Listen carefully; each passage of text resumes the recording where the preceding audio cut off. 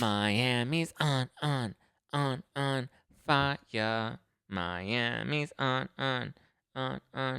fire. Well, I guess so is Mexico, and that's what they'd be passing out.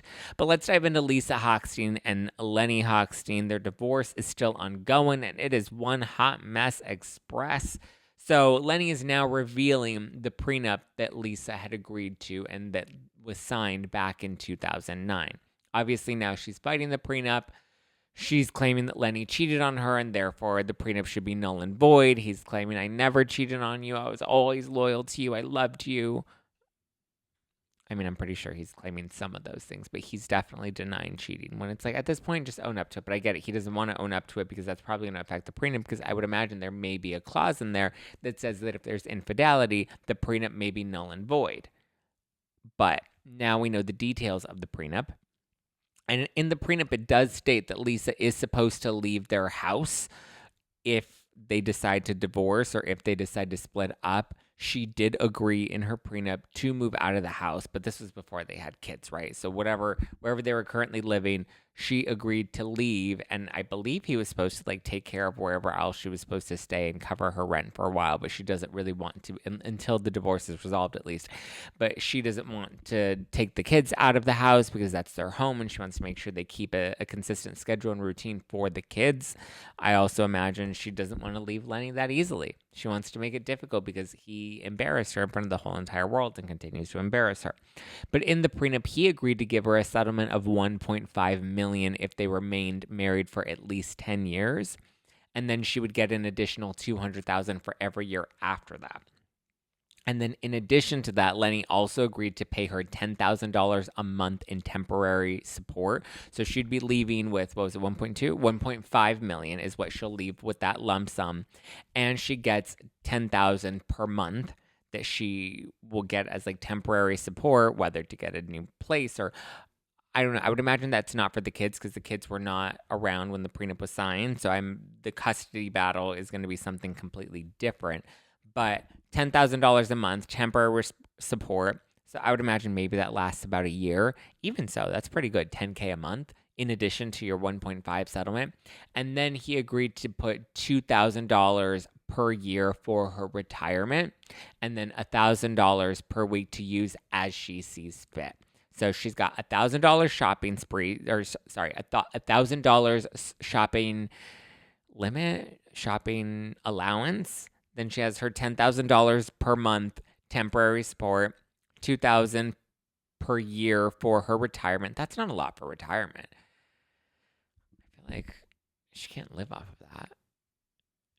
But that's not a terrible. You get a 1.5 million lump sum, 10,000 a month plus 1,000 additional per week, so 4,000 a month, so total of 14,000 ish, 14 to 15,000 ish per month. In addition to the 1.5 up front, that's not terrible. And then they also would keep the property that they each brought into the marriage, which for Lisa was only around 300,000, which included her engagement ring, which seems to be the bulk of it, or at least a big chunk of it, because her engagement ring was $110,000. So that's a very expensive engagement ring. I imagine she gets to also keep the wedding ring. She can pawn both of those off. I assume that this would only be her personal assets, though. I don't think she has any property, like real estate property. His assets were set at 16 million at the time of signing, which means he really is loaded. So if that's his 16 million in property, let's say he didn't lose any of that, let's say he kept all of that, then he has what he makes every year through his plastic surgery business. Like, this dude is loaded. He's set. He's good. She seems to be a little bitter naturally because he cheated on her, but she seems to want to be fighting him. So with their 12-year marriage, because that's how long it lasted, 12 years they were married, that would give her just under her $2 million in the divorce settlement, her $10,000 in temporary support, $4,000 monthly allowance, and then she has her retirement settlement. I guess that's not a whole lot for her to get in comparison to what he's actually worth, but in my head, that's not a bad divorce settlement. I mean, granted, he's worth millions and millions and millions, and she's really only getting, what, 2 million-ish when you add it all up, maybe some change in addition to that. That's not terrible. I think for me, my priority would really be the kids. And as long as the kids are taken care of, I don't think I would need to push the divorce settlement much further. I don't need that uber affluent lifestyle. I would take my settlement and build something for myself. Maybe find another rich dude to fund the lavish lifestyle if that were a priority for me at that time. But I also understand like her being upset because he cheated her and he disrespected her and he embarrassed her in front of the whole world. So there is a bit of that resentment that she's going to want to go for more money. I get that too. I kind of see it from both sides. She's probably fighting the prenup just to see if he'd be willing to make her a better offer, just kind of shut her up and get rid of her, which is smart because he probably doesn't want to end up taking her to court. So I would imagine she's really just doing this and fighting him to help him see that like it's better to just give her what she wants rather than go to court and bleed all of these legal fees because he's probably gonna have to pay for his own legal fees on top of her legal fees. I mean, I might do the same just to spite him for cheating on me. I don't know. I feel like the headache, though, and the heartache isn't really worth the contentious exchange just for my own mental health and for the kids as well. Like, if you don't love me, fine. Provide our children with a good life.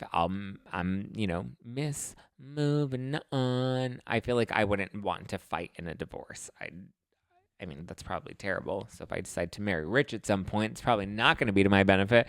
But I don't know. I feel like, I don't know. It's not a bad divorce settlement. What do you guys think? Do you think that she should just take what she gets and move on and just try to start a new life without Lenny? Or do you think she has a right to stay in this and fight more for him? Because I don't believe they're fighting just over like custody of the kids. I know she wants custody and he wants custody. I don't think it's just fighting over the kids. They're actually like fighting over getting more out of Lenny. She wants more money and she wants a good settlement. So I guess we'll have to wait and see what happens. But again, the headache and the heartache just don't seem worth it to me.